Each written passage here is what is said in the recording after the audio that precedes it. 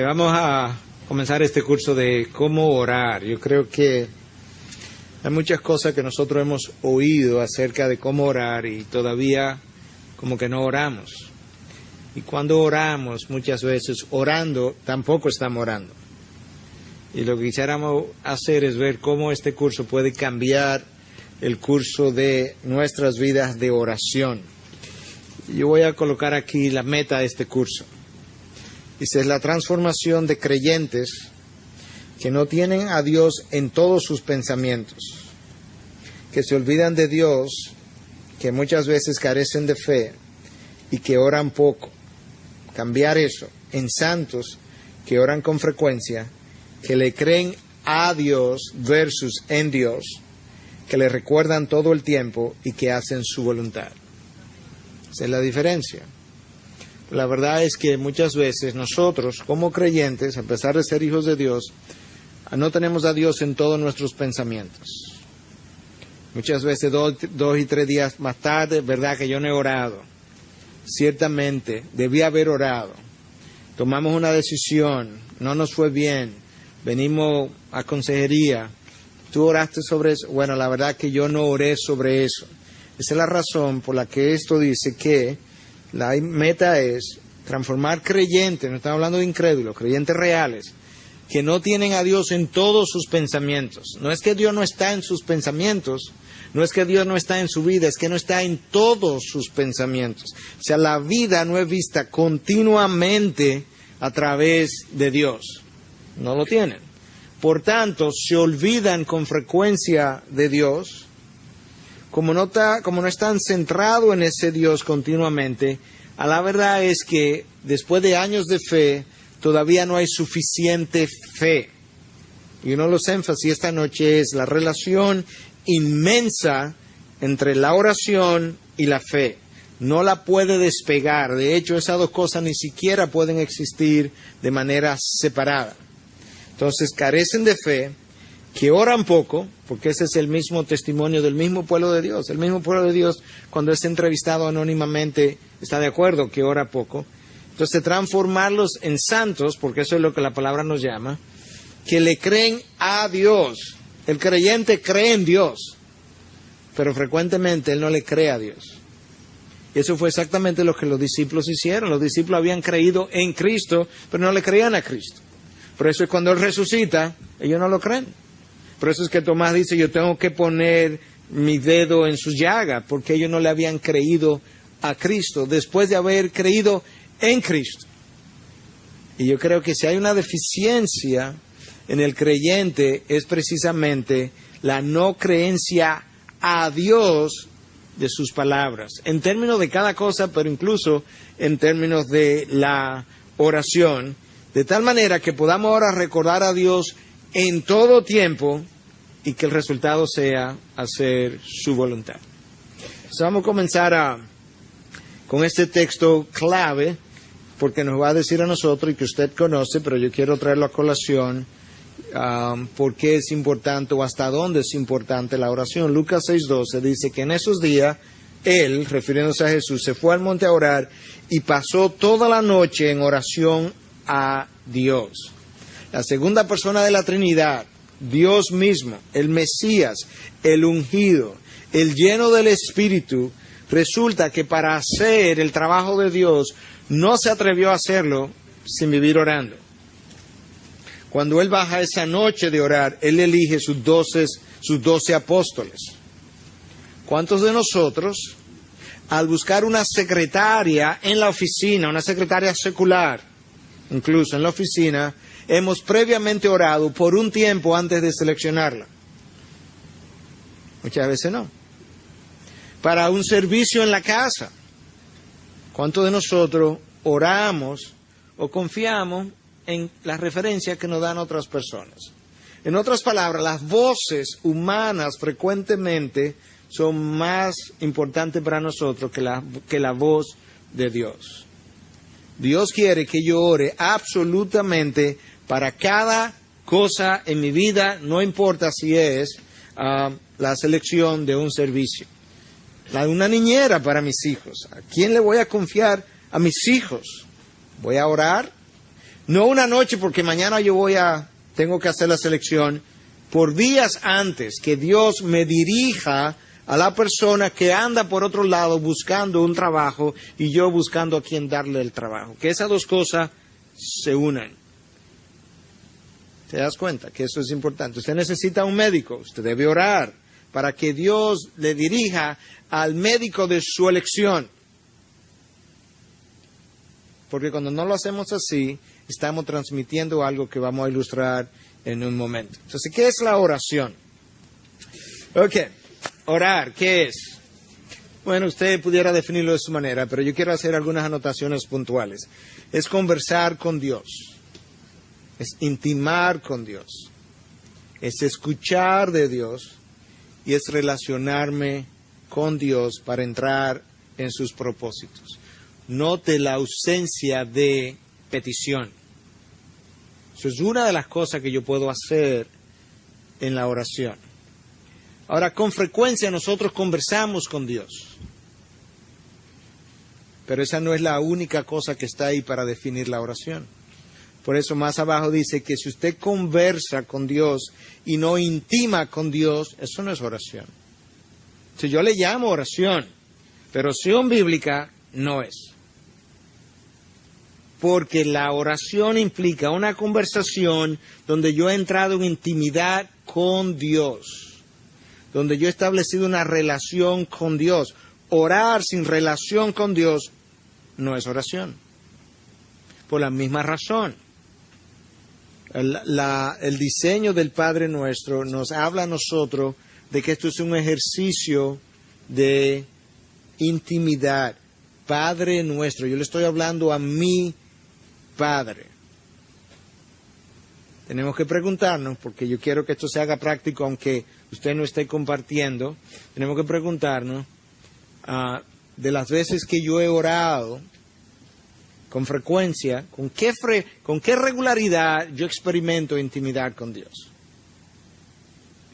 Porque nosotros tenemos un problema fundamental. Nosotros vivimos a la carrera, y cuando no vivimos a la carrera en tiempo, nuestra mente vive a la carrera. Y por tanto, cuando yo entro a orar con Dios, yo tengo un torbellino de cosas entrándome, decisiones que tomar, actividades a las que voy, y entonces ya oré. Pero intimé yo con Dios. Porque la única manera que yo puedo oír su voz, que no va a ser audible, pero va a ser su guianza, como Él va a darle forma a mi corazón, a mi mente, a mi pensamiento, es en la intimidad con Dios.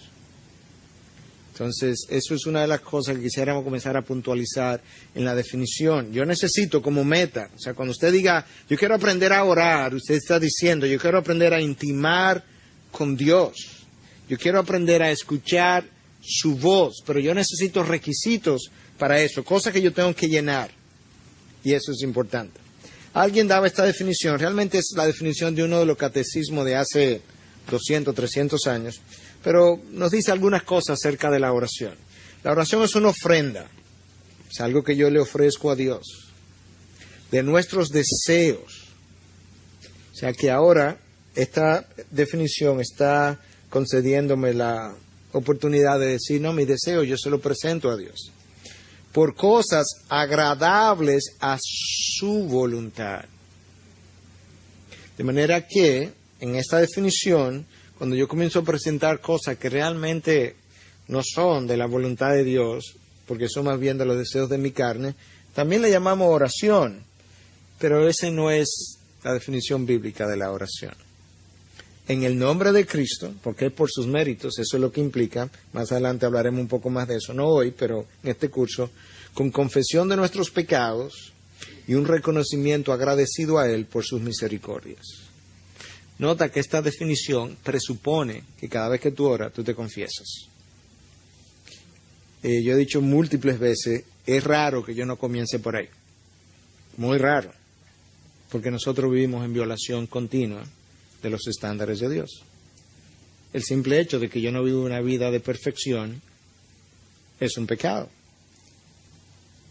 La violación de los mandamientos de la ley de Dios, para ilustrarlo, ¿es obediencia o desobediencia? Es obvio, ¿verdad? Desobediencia. ¿Cuántos mandamientos yo tengo que violar para ser desobediente? 1. ¿Cuántos de nosotros vivimos cumpliendo los 10 mandamientos nada más? 100% de las veces. Tomemos el primero. Amarás al Señor tu Dios con todo tu corazón, con todo. ¿Cuántos de nosotros hacemos eso? Ninguno. Jesucristo fue el único que lo hizo. Pero ya yo tengo una razón para arrepentirme todos los días, continuamente, sin considerar ninguna de las demás. Cuando no fui sensible a alguien que me pidió, quizá en la calle, no fui sensible. Preferí subirle el vidrio. Y me acordé. Tengo que pedir perdón por eso. Entonces, la oración, en esta definición, presupone, y la del Padre Nuestro, que es el modelo, tiene una pedida de perdón. ¿Por qué? Porque eso es lo que nosotros hacemos continuamente. Yo estoy tratando de decirle al Señor, ¿sabes qué? Yo no tengo méritos. Yo vengo aquí a presentarte mis deseos y esperando que tú me respondas, pero yo reconozco que yo estoy en falta, perdóname. Lo cual me coloca a mí en una posición correcta para yo comenzar a orar y a intimar con Dios. Es un buen recordatorio. Ok, entonces déjame hacer algunas observaciones acerca de la oración a manera de introducción. La oración es débil donde la pasión es débil. Eso es uno de los problemas. Hay poca pasión en el pueblo de Dios. Yo no estoy acusando a nadie, estoy hablando del pueblo de Dios en general. Hay poca pasión en el pueblo de Dios por Dios. Tú puedes encontrar en el pueblo de Dios mucha pasión por los ministerios que yo dirijo, que yo hago, en lo que estoy involucrado. Pero hay poca pasión por el Señor de los ministerios. Y confundimos, yo puedo tener pasión por desarrollar la IBI, eso no es pasión por Dios. Yo puedo tener pasión por la predicación, pero eso no es pasión por Dios. La predicación produce un efecto en mí, a mí me gusta, ustedes vienen, me dicen algo, me aplauden, lo que usted quiera, y quizá eso es parte de mi pasión, pero eso no es pasión por Dios. Entonces, donde la pasión por Dios es débil, la oración es débil.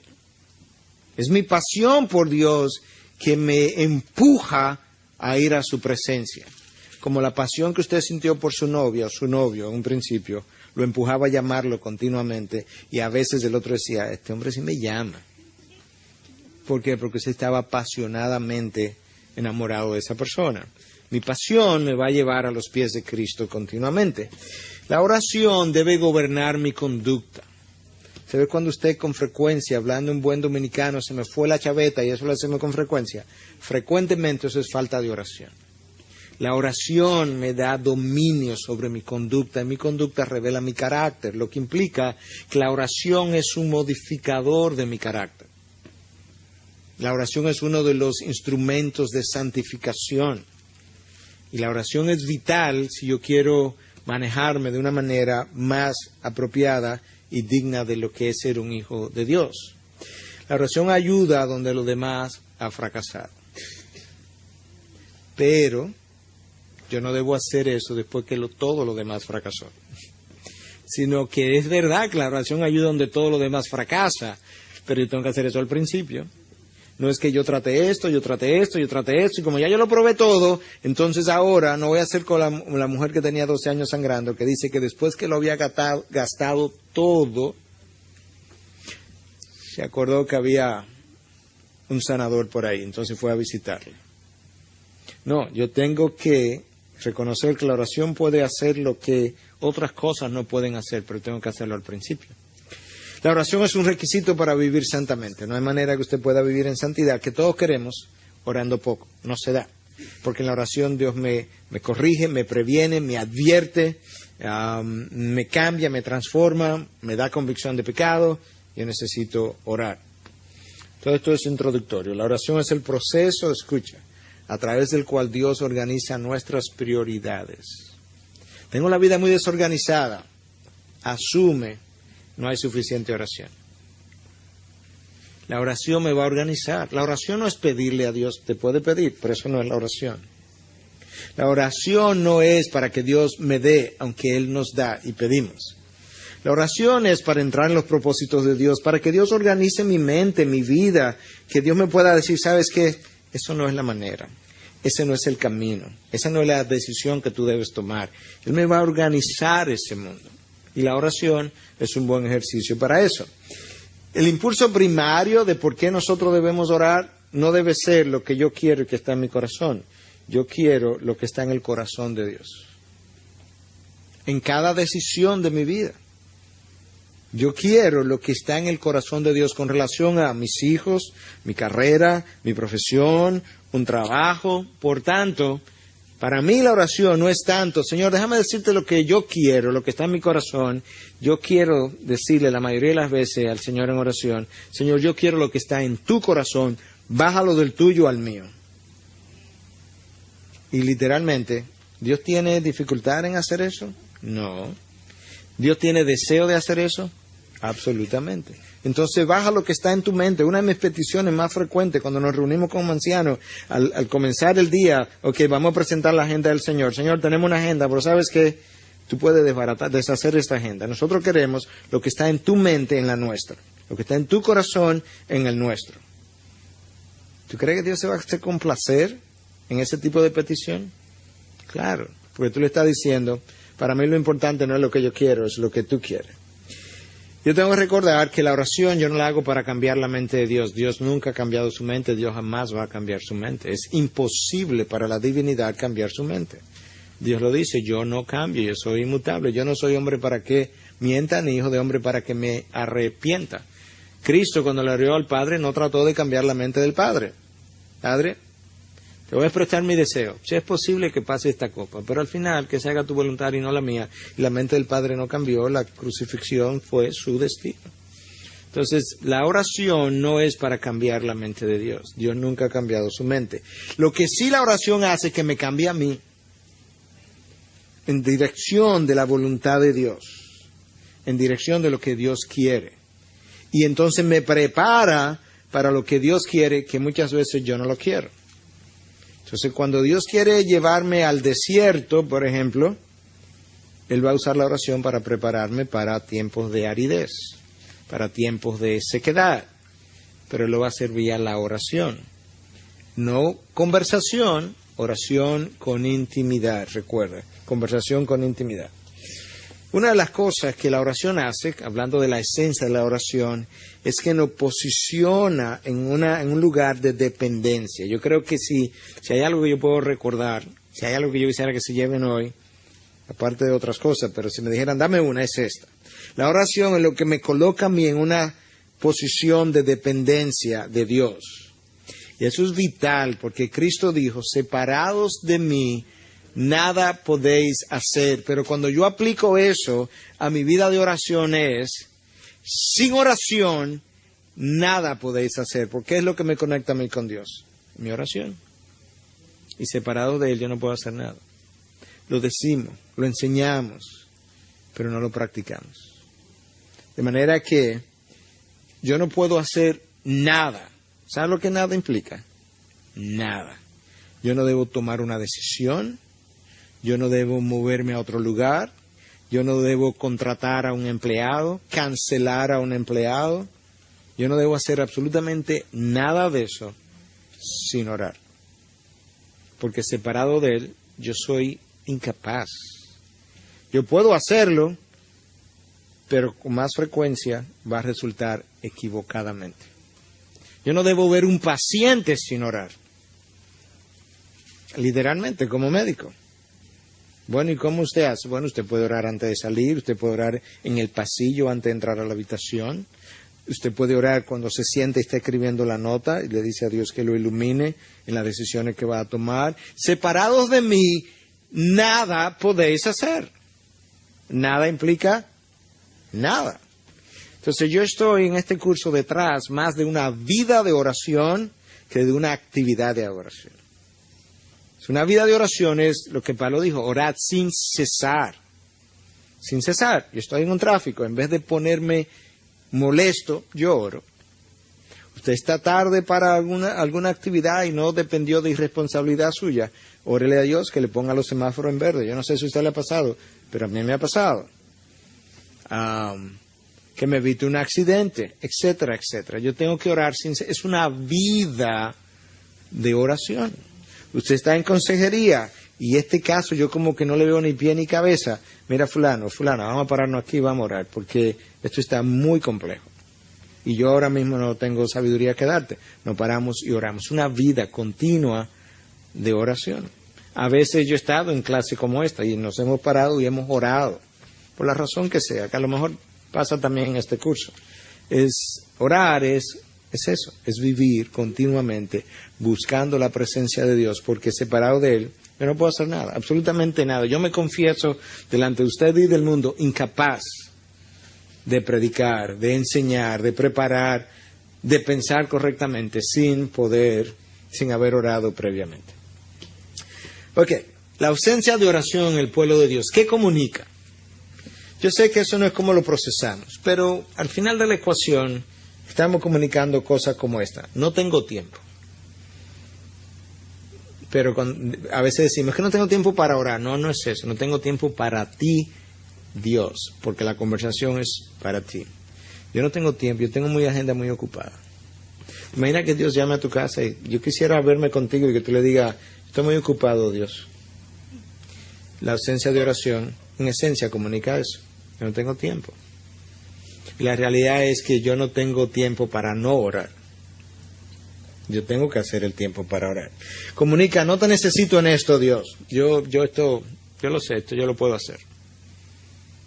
Eso comunica eso también, la ausencia de oración. No tengo que depender de ti esta vez. Yo he hecho esto muchas veces. Yo tengo confianza. Déjamelo a mí. Tu opinión no es importante esta vez. Conseguir un servicio de la casa. No, pero yo tengo experiencia en eso. Aparte de eso, mi amiga me lo va a recomendar. Comunicamos eso, aunque no queramos sentirlo de esa manera. Dios, yo estoy suplido por ahora. Cuando yo tenga necesidad, yo te aviso. Mientras más suplido estamos, menos oramos.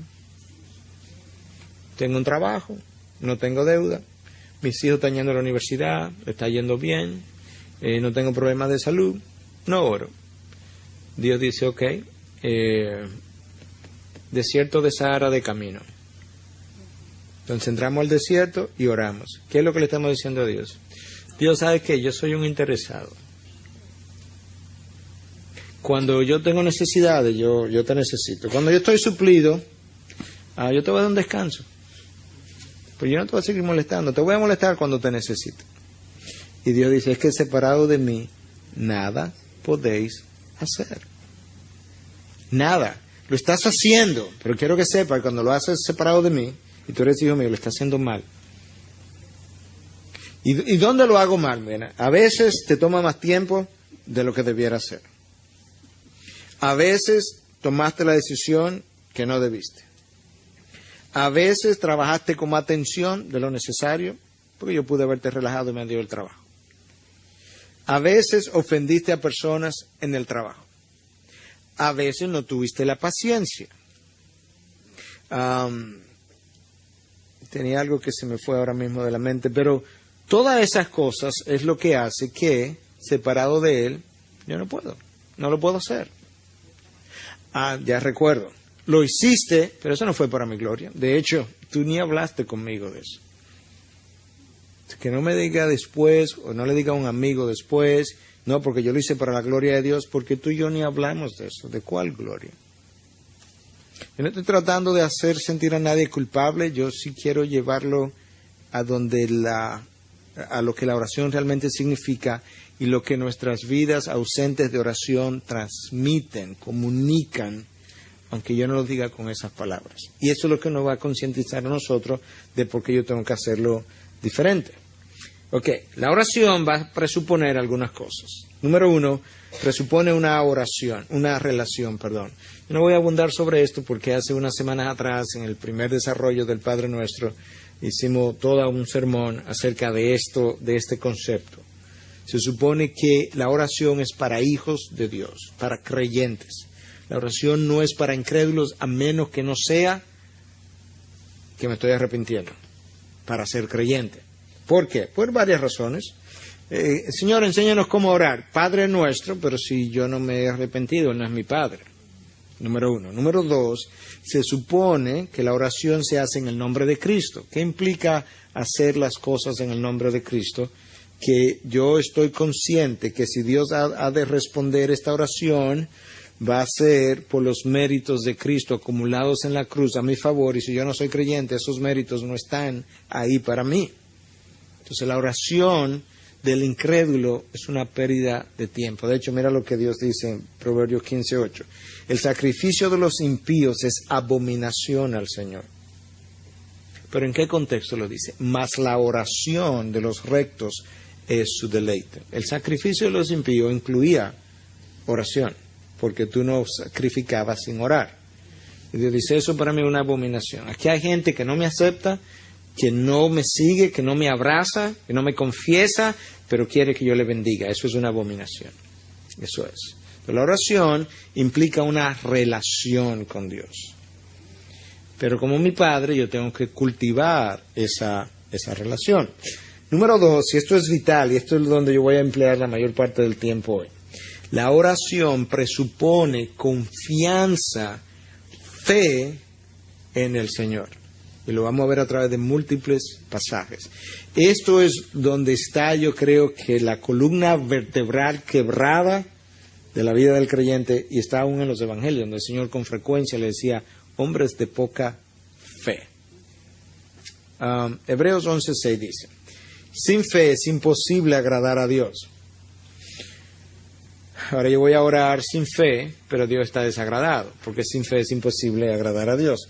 Porque es necesario que el que se acerca a Dios crea que Él existe. Ok, todo el mundo cree eso. Pero, y que Él es remunerador de los que le buscan. No es que Él es remunerador de todo el mundo, sino de los que le buscan. Pero muchas veces nos acercamos a Dios a orar con duda de si realmente Él va a contestar esta oración. Lo que dice que yo no creo que Él es el remunerador de mi persona que le está buscando. Y el texto dice, número 1, sin fe es imposible agradar a Dios. Y número 2, yo tengo que tener una confianza en que ese Dios es remunerador, dador, respondedor de aquellos que le están buscando. ¿Cómo? En oración.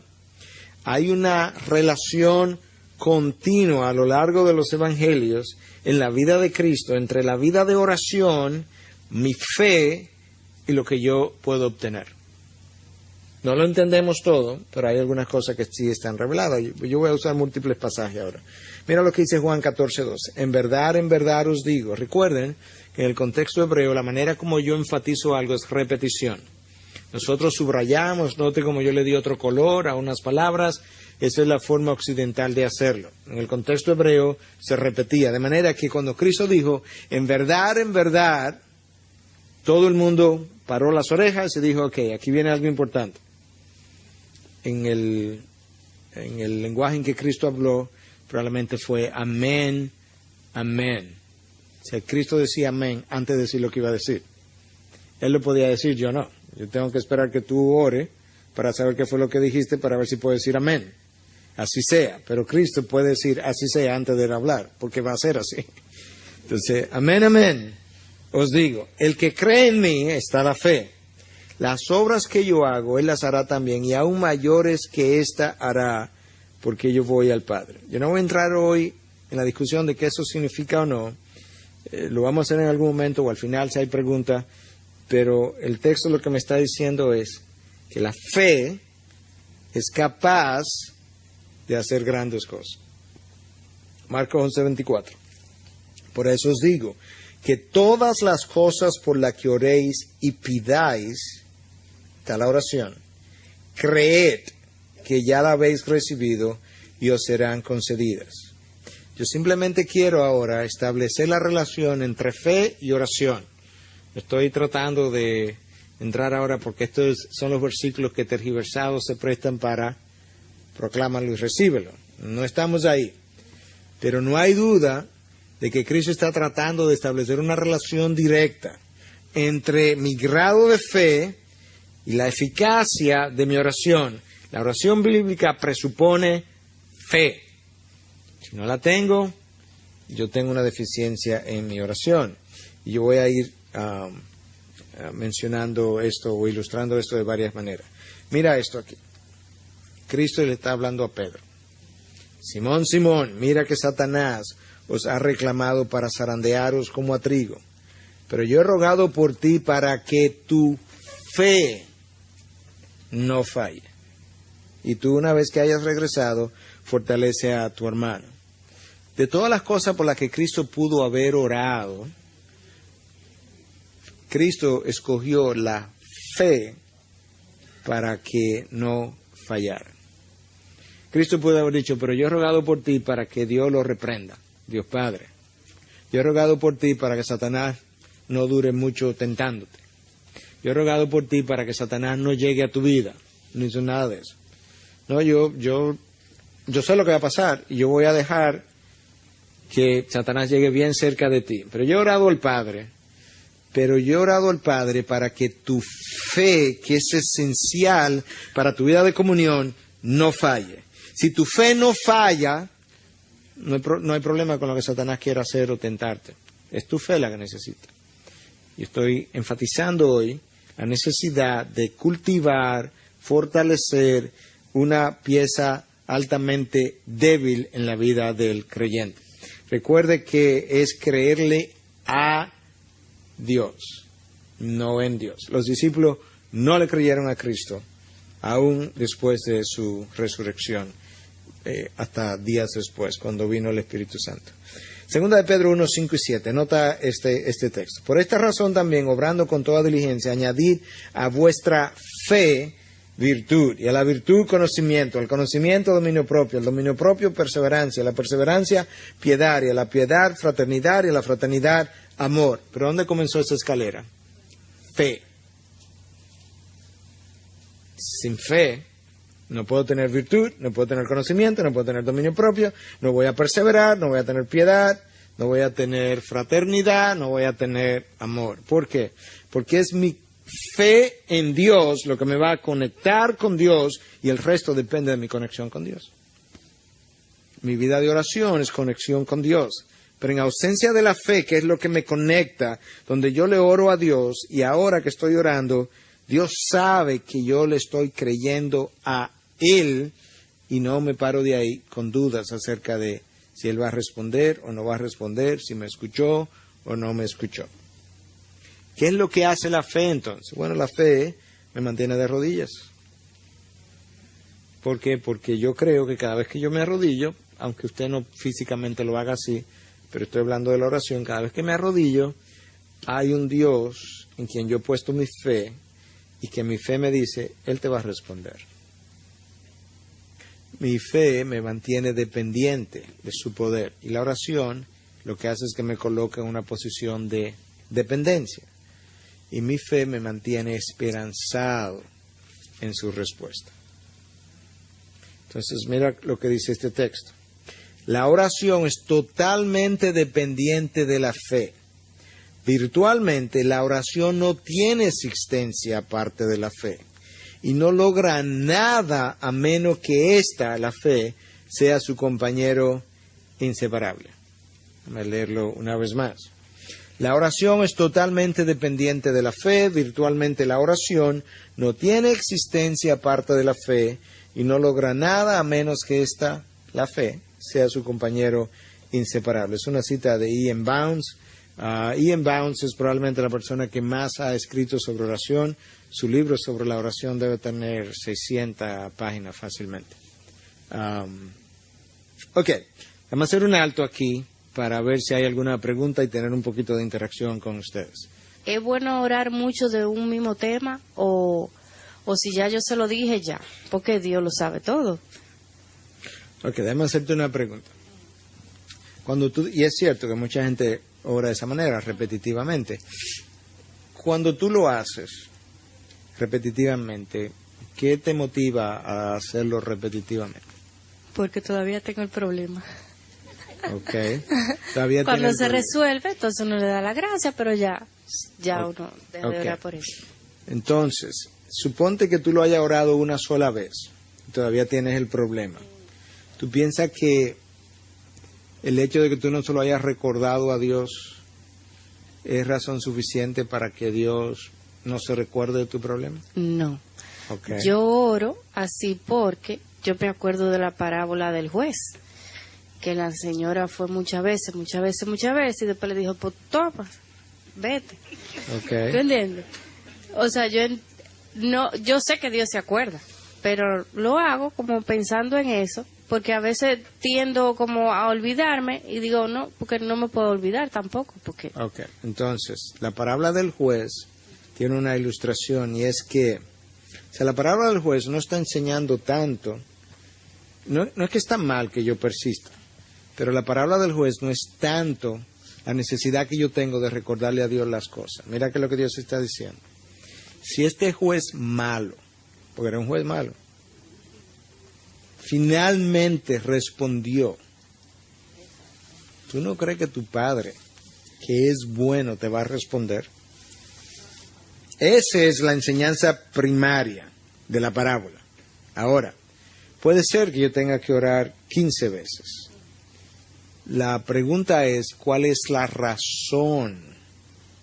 Si la razón es porque es la persistencia, es lo que va a conseguir la respuesta, no es una buena motivación, porque yo estoy diciendo que yo tengo que convencer a Dios de que me responda.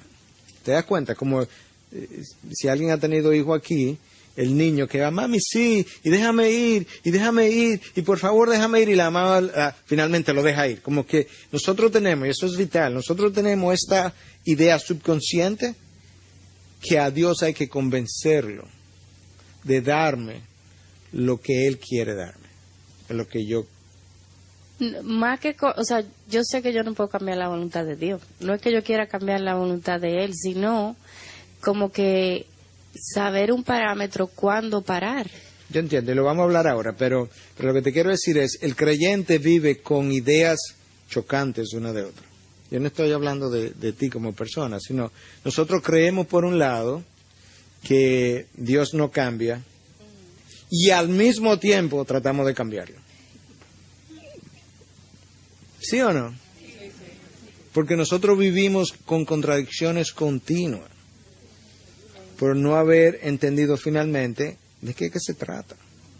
Entonces, puede ser que yo tenga que orar 20 veces, y de hecho yo lo he hecho, pero yo oro hasta que yo no tenga claro lo que yo tengo que hacer. Porque se supone que la oración es escuchar de Dios. Entonces yo te he orado 15 veces de esto, pero yo todavía no sé lo que voy a hacer. Sigo orando. Hasta que Dios me clarifique mi mente, me ordene mis prioridades, me ordene mis pensamientos. Cuando ya yo sé qué hacer, yo no tengo que seguir orando, ya yo sé, ya Dios me dirigió finalmente. Si yo oré una vez, y en esa oración, o a mediados de la mañana después de orar, Dios me dio claridad de lo que tengo que hacer, ya yo terminé. Se lo presenté a Dios. El problema no tiene que irse. Yo lo que tengo que saber es qué voy a hacer. Nosotros creemos que la idea de la oración, y la oración se acaba cuando el problema se termine. No, pero yo tengo 41 años de diabetes y el problema no se va a ir. Pero ya yo sé qué hacer. Entonces, bueno, hoy en día yo más que nada le doy gracias a Dios por haberme mantenido con bastante salud por 41 años, más que pedirle que me la cure y pedirme que me la quite. No, el problema va a persistir. Entonces no es la persistencia del problema lo que requiere que yo siga orando, es cada vez que yo no sepa qué hacer y necesite su dirección acerca de ese problema, yo necesito seguirle preguntando. Entonces no hay nada malo en preguntar, es la motivación, que no sea la de torcerle el brazo. Porque Cristo le dijo, Señor, que se haga tu voluntad y no la mía, una vez y ya. Amén. Esa es la idea. ¿Alguna otra pregunta? Había una mano aquí. Bueno. Sí. ¿Cómo uno lidiar mientras se está orando con la distracción? O sea, ¿cómo combatir el que estoy orando y de repente estoy hablando, pero inconscientemente tengo 2 o 3 pensamientos a los cuales dedico más atención que a la propia oración? ¿Cómo contrarrestar eso? Esa lucha tiene 2000 años, o sea, no es tuya solamente. Está expresada por todos los grandes hombres de Dios, incluso. Y cada cual tiene formas diferentes de hacerlo. A mí me funciona mucho cuando eso está pasando, orar en voz alta. Raramente cuando yo oro en voz alta mi mente es distraída. En otras ocasiones me funciona mucho arrodillarme y ponerme en una posición. Yo no estoy diciendo que esto es una fórmula, estoy diciendo lo que a mí me funciona. Pero lo tercero es que en ocasiones la razón por la que eso está ocurriendo es una de dos: o tengo demasiado cosas que hacer y quizás debiera tener menos y mi mente no se aquieta, o yo no tengo suficiente confianza en Dios para vivir más tranquilamente. Entonces el estado de ansiedad en que vivo mantiene mi mente en zozobra y mi mente vive continuamente con pensamiento, en vez de vivir tranquilo. Yo he hablado con Dios, Dios me va a dirigir, Dios está en control. Yo creo que hay una combinación de todas esas cosas. Entonces a veces parte de lo que necesito hacer es aquietar el ritmo con el que estoy viviendo. Había una mano aquí primero y luego te doy el chance. Allá.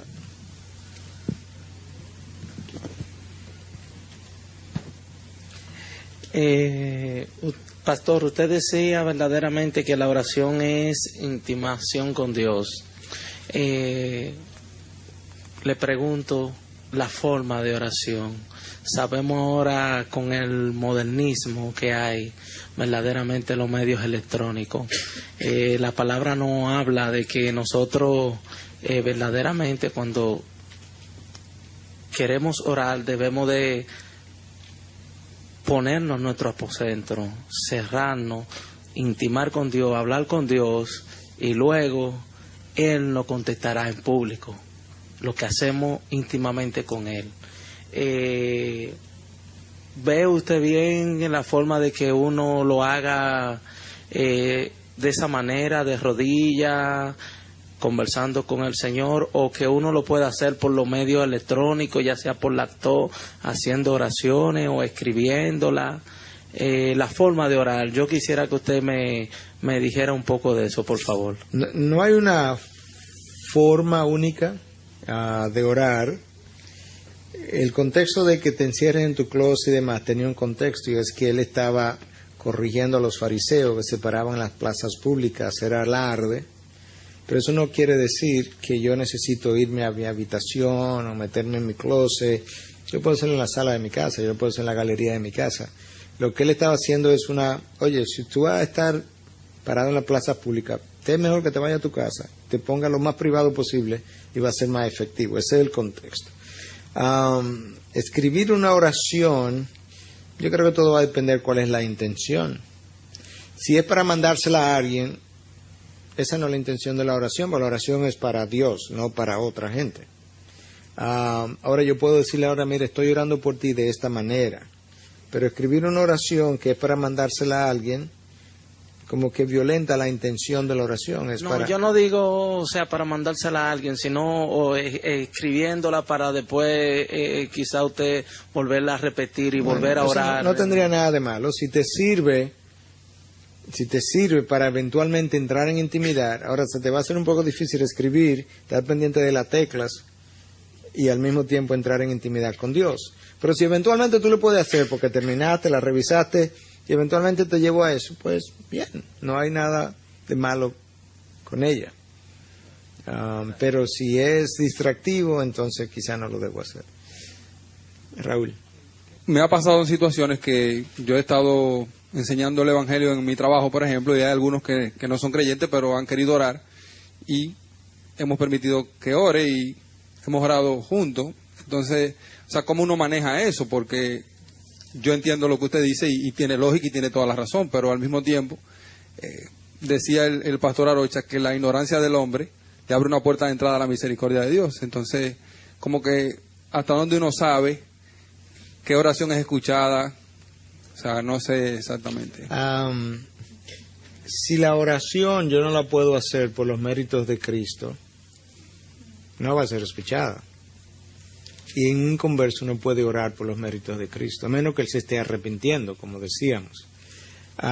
Yo no le impediría a un inconverso en mi oficina que ore, porque esa no es mi función. Estamos tratando simplemente como de entender qué es lo que Dios va a escuchar.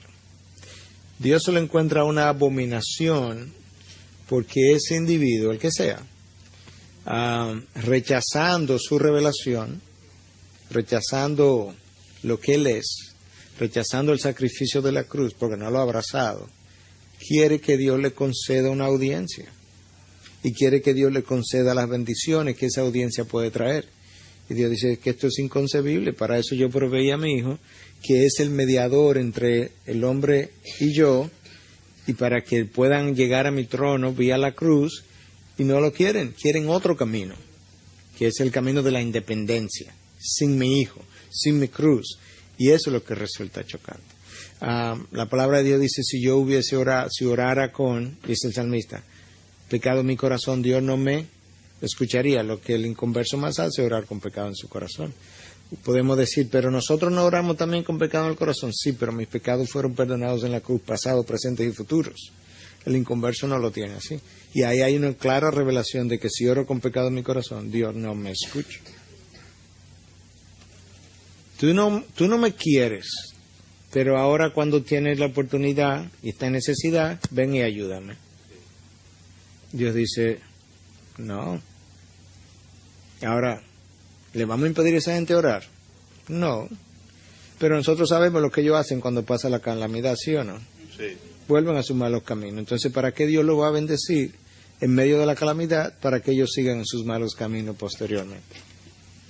Ahora, Dios usa la calamidad para atraer a la gente a la conversión, pero eso es otra cosa. Ok, Sara. En mi familia nosotros tenemos años y años orando por la salvación de mi padre y de algunos de mis hermanos. Y todos los días, por ejemplo en mi oración, yo sé que mi madre también y uno de mis hermanos, oramos por la salvación de nuestros seres queridos. Está bien repetir todos los días por la salvación de nuestros familiares y también obviamente amigos. Recuerda que, para responder tu pregunta, la palabra dice, separados de mí nada podéis hacer, ¿verdad? Entonces, separados de mí, ni orar bien podéis hacer. En otras palabras, para yo orar, todavía necesito la asistencia de Dios. Si ustedes se sienten guiadas por Dios a permanecer orando diariamente, la respuesta es sí. Pero si yo no me siento guiado por Dios, yo no debo hacer eso, porque es mi responsabilidad orar por ellos todos los días, porque puede ser que Dios me haya dicho, ya, primero ya te oí, y segundo, a mí no se me va a olvidar, ya yo tengo confianza de que tú vas a responder. Dentro de mi familia yo tengo un converso, que yo no oro por ellos, en algunos casos por mucho tiempo. Yo no me siento guiado por Dios. Esa es la realidad. Entonces, yo quiero que mi oración Dios también la guíe. No que simplemente una mecánica me haga repetir cosas que no van a tener efecto a su final. Entonces yo quisiera que aún eso fuera guiado por Dios. Él pone el querer y el hacer. Y yo creo que hasta eso es importante. Porque si no, imagínate, a lo largo de la vida tú vas a acumular una lista de gente inconversa que no te va a dar el tiempo y tendría que orar por todos ellos. Tú dices, bueno, mi papá está bien, pero para Dios, o mi hermano, yo tengo un hermano así, pero para Dios la vida de mi hermano es tan importante como la del vecino. Entonces yo debiera orar por mi hermano, por el vecino, diariamente. Yo creo que tengo que ser dirigido por Dios aún para eso. ¿Cómo puedo cambiar un mal hábito de oración, quizá una oración rutinaria, un devocional continuo, por una verdadera intimidad con Dios? Yo creo que lo primero que tengo que hacer es arrepentirme de no haberla tenido. Señor, perdóname porque he estado haciendo esto y no he logrado lo que tú querías. Por otro lado, enséñame cómo hacerlo. Eso es como de inicio, ¿verdad? Y ahí yo persistiría hasta que ocurra. O sea, yo he sabido orar por algo por un año entero, todos los días, hasta que ocurra, porque entendía por cuáles cosas yo persisto orando continuamente sin parar. Yo oro por aquellas cosas que yo sé que son la voluntad de Dios y yo todavía no la he visto ocurrir. Si yo quiero intimidad con Dios y no la he visto ocurrir, yo voy a seguir orando hasta que ocurra, porque yo sé que esa es la voluntad de Dios. Y a través de la misma oración continua que yo estoy haciendo, Dios me va a ir enseñando cómo lograr la intimidad, para darte una idea. Entonces yo creo que ese es el comienzo. En segundo lugar, y vamos a hablar un poco de eso más adelante, yo necesito conocer más de Dios.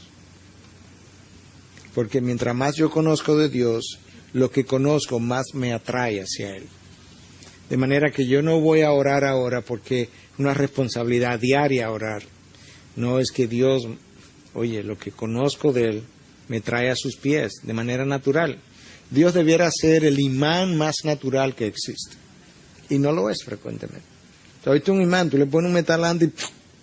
Bueno, Dios debiera ser el imán más natural que existe de sus hijos. Sus hijos debieran venir atraídos de forma natural hacia Dios.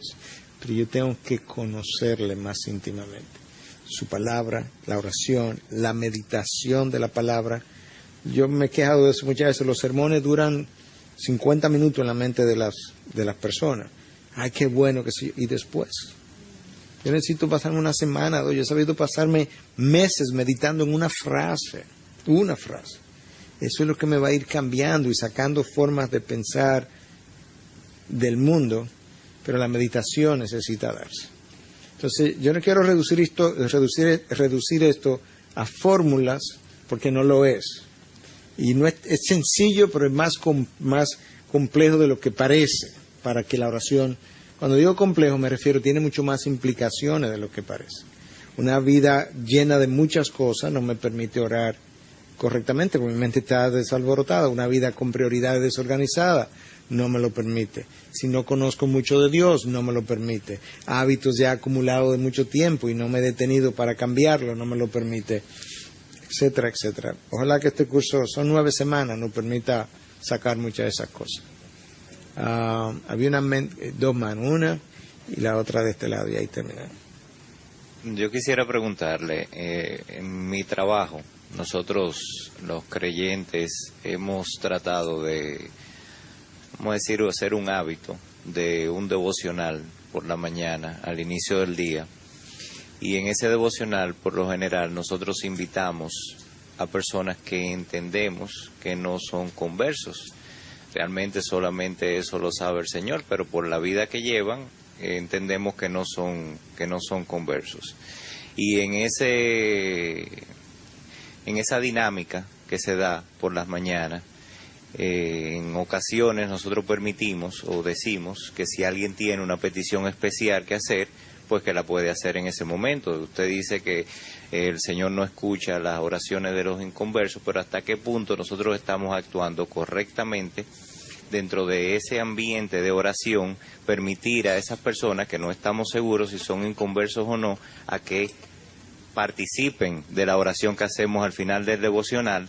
Y en otras ocasiones queremos también darle participación y a veces le permitimos orar, hacer la oración, aunque uno intervenga, pero le permitimos hacer la oración. Pero yo no tengo la forma, la manera de saber si esa persona es inconversa o no. Entiendo que creo en Dios porque va por voluntad propia. Nosotros lo invitamos, van por voluntad propia y confiesan que son creyentes, pero hasta qué punto son conversos o no conversos, y permitirle que hagan la oración, ¿está correcto o está incorrecto delante de Dios?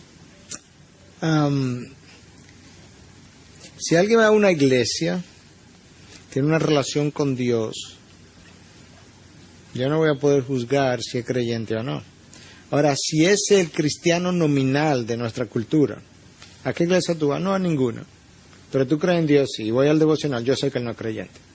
Si el creyente nominal no es creyente, es obvio, porque él no tiene una relación con Dios en ningún momento. Es como que, yo sé que el trabajo no es necesariamente la iglesia, pero es al mismo Dios que le oramos.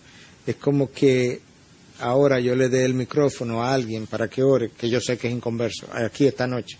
Ahora puede ser que termine siendo así, pero yo no lo sé. Pero si yo sé que es inconverso, yo no le voy a dar el micrófono. ¿Por qué? Porque yo no debo cederle la autoridad de la oración sobre un grupo a un incrédulo, cuando yo tengo creyentes entre nosotros. Yo no quiero que la oración sea oída, sí, pues que la haga un creyente. Ahora, si la persona va a una iglesia X, una iglesia evangélica, vamos a suponer, y él no tiene el mejor testimonio, pero él dice que es creyente, va a una iglesia, guarda una relación con esa iglesia, a lo mejor es creyente y no lo puedo juzgar. Pero el que no va a ningún sitio, yo tengo que asumir que no es creyente. Entonces yo quisiera orar por él y podría pedir por una petición, pero yo no le daría la dirección de la oración a él. Prefiero entonces siempre quizás hacerlo yo o escoger un par de personas. Yo creo que los devocionales tenemos que cuidarnos de no convertirlo en una mecánica que sea como agradable a todo el mundo. Deben tener un sentido porque es a Dios que se lo estamos haciendo. Integridad y Sabiduría tenía un devocional todos los días y lo pusimos 2 veces a la semana porque se convirtió en una rutina. Entonces nosotros tenemos que cuidar eso,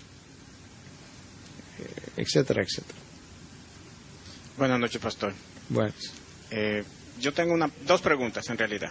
La primera, cuando yo oro, muchas veces, luego de pedir perdón y luego de contarle cosas a Dios de lo que me ha pasado en el día y decirle algunas frustraciones, algunas cosas alegres que me han pasado, yo siento que me siento liberado, me siento desahogado y me siento en paz. Pero otras veces la oración se me vuelve mecánica. Y entonces, de repente, entra un conflicto conmigo mismo, viendo si es que yo no he pedido perdón por algo que no me he dado cuenta. Entonces, me siento mal, me siento triste, porque no siento esa liberación que siempre la siento cuando las cosas pasan.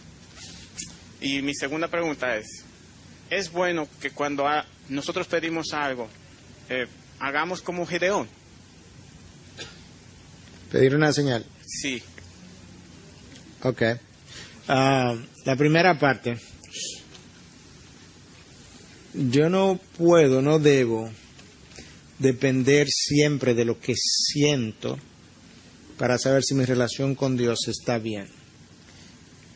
Porque ahora voy a hacer mi relación no dependiente de una fe que he depositado en Dios, sino de una emoción. Y puede ser que yo no lo sienta. Un día, 2, 3, es posible. Pero mi confianza está en Él, aunque yo no lo sienta. Dios está aquí, está en mí, Él está pendiente de mí, aunque yo no lo sienta, yo no lo vea, y aunque Él no haga nada por mí por días. Entonces, tú puedes tener tranquilidad que aunque tú no lo sientas, si cuando tú no lo sientes con tus sentimientos, decía alguien, siéntelo con tu fe. Mi fe está ahí, inmovible. Pecados que yo no conozco, yo le pido perdón a Dios continuamente por esos pecados, pero yo no me siento mal. Y no lo conozco. Yo le quiero que Él sepa que yo sé que Él lo sabe y que yo tengo confianza en que Él me lo va a perdonar. Es mi Padre. Entonces yo sé que yo peco muchas veces sin saberlo. Yo soy falible. Pero eso a mí no me preocupa tanto porque yo voy a ir donde mi Padre sin conocerlo y decirle de lo que yo no sé, perdóname. Y Él me va a perdonar. Yo voy a terminar con esto porque el tiempo se nos ha ido. La idea es poder acabar a las 9:30, pero hoy comenzamos muy después de las 9:30 por razones obvias. Pero yo voy a terminar con esto. Cuando la fe es muy pequeña, no puede bajar lo mejor de Dios a nuestra experiencia cotidiana. Por eso yo estoy estableciendo la relación entre fe y oración. Porque mi ineficacia en la oración es lo que me desanima para seguir orando. ¿Sí o no? Cuando yo no veo resultados de mi oración, entonces no me animo a seguir orando. No debiera ser así, pero es así. Pero muchas veces yo no estoy viendo resultados de mi oración porque cuando la fe es muy pequeña, yo no puedo bajar lo mejor de Dios a mi vida diaria. Yo estoy convencido en el año 2011, más que en cualquier otra época de mi vida, la falta de fe, la falta de creerle a Dios es el resultado primordial de la debilidad en la oración.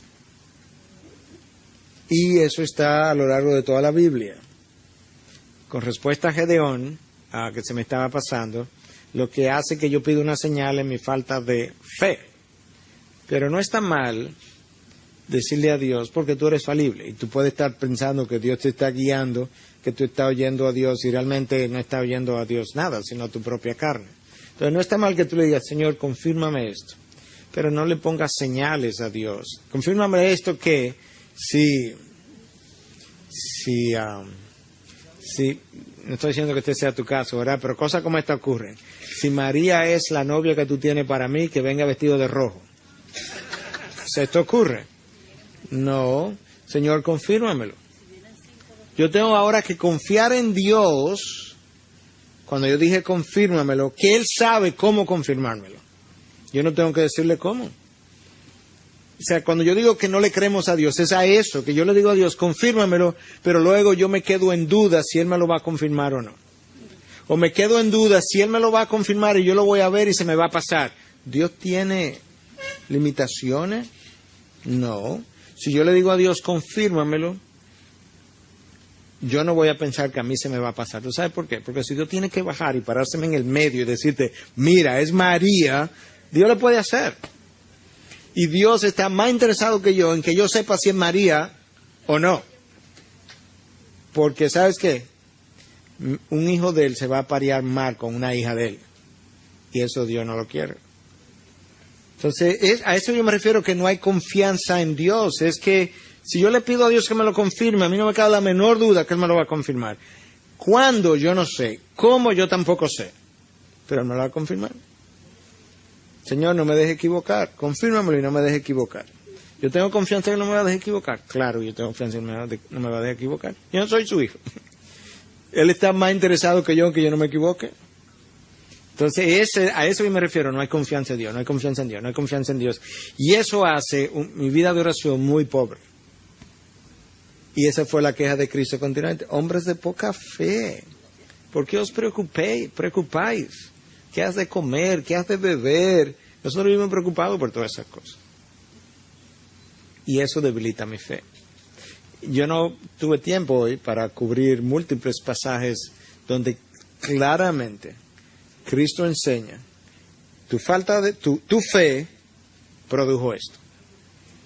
Tu fe produjo aquello. Donde Cristo dice que Él se maravilló de su fe. La segunda persona de la Trinidad dice, ¡wow! ¡Cuánta fe! Entonces tiene que haber una relación inmensa entre mi fe, mi relación con Dios y el poder de la oración. Y mientras más resultados yo veo, más yo quiero orar. Mientras más resultados yo veo, más yo quiero orar. Y eso es vital, vital, vital. Hay cosas que a veces tú tienes que decirle a alguien. Por ejemplo, pero es difícil. Señor, pónselo en su corazón. ¿Tú crees que yo lo creo? Oye, yo he tenido múltiples experiencias donde la persona viene a decirme exactamente lo que yo tenía, diciéndole a Dios, pónselo en su corazón, porque me era difícil comunicárselo. Y entonces luego que me lo dicen, digo, me alegro porque yo tenía 3 semanas pidiéndole a Dios que te pusiera eso en el corazón. Pero ya es más fácil. Separados de mí, nada, incluyendo esa conversación difícil, no la puedes tener sin mí. Bueno, y si es fácil, tampoco la puedes tener sin mí. Es que separados de mí, nada podéis hacer. Ese es el problema. Cuando yo la conversación fácil la tengo sin hablar con Él, yo también estoy mostrando que yo no tengo suficiente confianza en Él y fe, porque ya Él me dijo, separados de mí, nada podéis hacer. Difícil o fácil, no importa. Corregimos los hijos, pero ¿cuántas veces traemos a Dios en la corrección de los hijos? ¿Cuántas veces le pedimos a Dios que ponga en mi hijo eso que yo estoy tratando de corregir por la fuerza? ¿Cuántas veces yo le pido a Dios que le dé un carácter dócil a mi hijo? No es que me haga la vida más fácil. No, es que le dé un carácter que complazca a Dios. Separados de mí, nada podéis. No podéis educar los hijos separados de mí. Señor, yo no sé qué castigo le voy a poner a mi hijo. Señor, yo no sé qué voy a hacer. El otro día alguien me consultó, y con esto cierro, tiene que ver con la situación de los hijos. Digo, fulana, mira, ahora mismo no sabemos cuál es el plan de Dios para ese hijo tuyo, pero Dios sabe. De manera que vamos a hacer lo de hoy. Y lo de hoy es esto, esto y esto. Y mañana hacemos lo de hoy otra vez.